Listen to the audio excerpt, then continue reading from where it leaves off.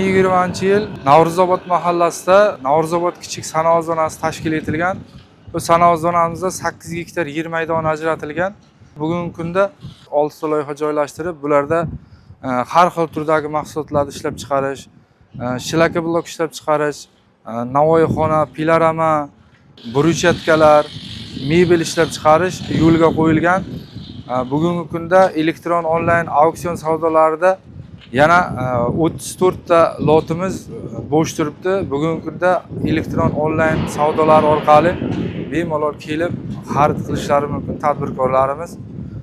Bular qulayliklari infratuzilma bilan kichik sanoat zonalari ta'minlab beradi. Gaz, svet, suv hammasi kichik sanoat zonasi hududigacha tadbirkorlarimizga olib kelib beriladi. Yana bundan qulayliklari mol-mulk solig'idan ozod qilingan.